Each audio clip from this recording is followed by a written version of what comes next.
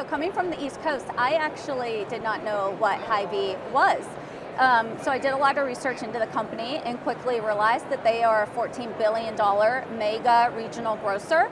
And their stores are very differentiated. They have an experiential component to them. They're not only just 100,000 square foot grocery stores with the best product, but they're also have coffee shops inside and quick service food options. So when you go into a Hy-Vee store, you see the best product, but you also see families in there eating, or you'll see people in there on Zoom calls.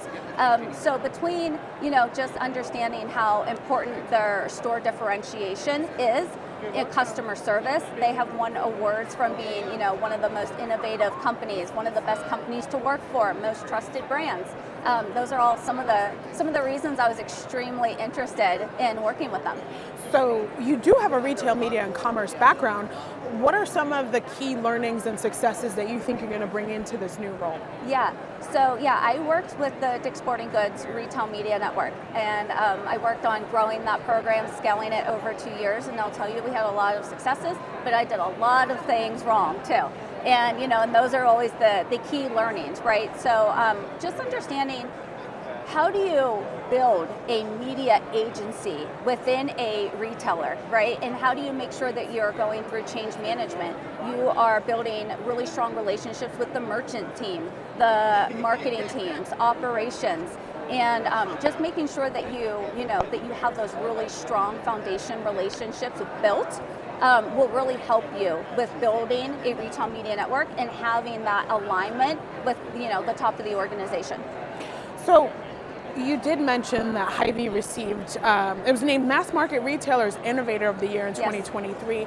You also talked about how the stores differentiate themselves for consumers. How is the retail media network going to differentiate itself from some of the others in the market? Yeah, no, great question. So we have a broad in-store offering of media products that go far beyond just your standard on-site search.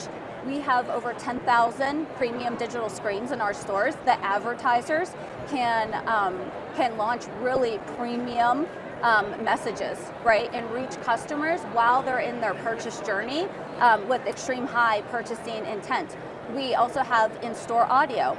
We have premium graphics, whether they're on premium graphics on the floors or along the freezer aisles. So we have a broad in-store retail media offering that has been very appealing to some of the top CPG brands out there.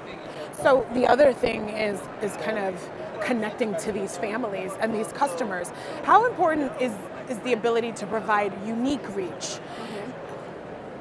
for for the brands that are coming to Hy-Vee? Yeah, no, it's very important. I think that's one of the biggest value pillars of a retail media network is how valuable is their data, how rich, how can they use their data to build very custom audiences and reach people that maybe are new to the CPG, right, or shopping with a competitor.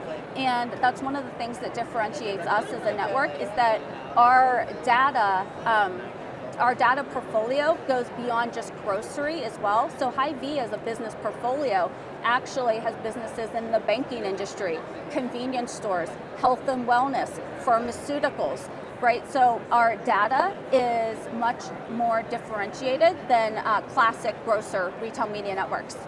Maybe the last question is, given that you've been in this business, given that this is probably like your 5th or 6th shop talk, what's your vision for the future of retail media? Like, what are you excited about coming down the pike?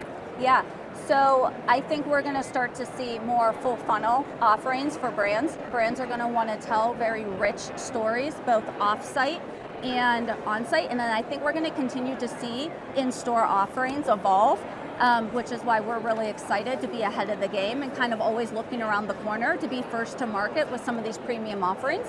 I also think, as far as reporting standards go, these CPGs have a lot of options around which retail media networks they want to work with, and I think the ones that are going to rise to the top are the ones that have the best performance, have the most diverse data set, and have the best white glove service as well.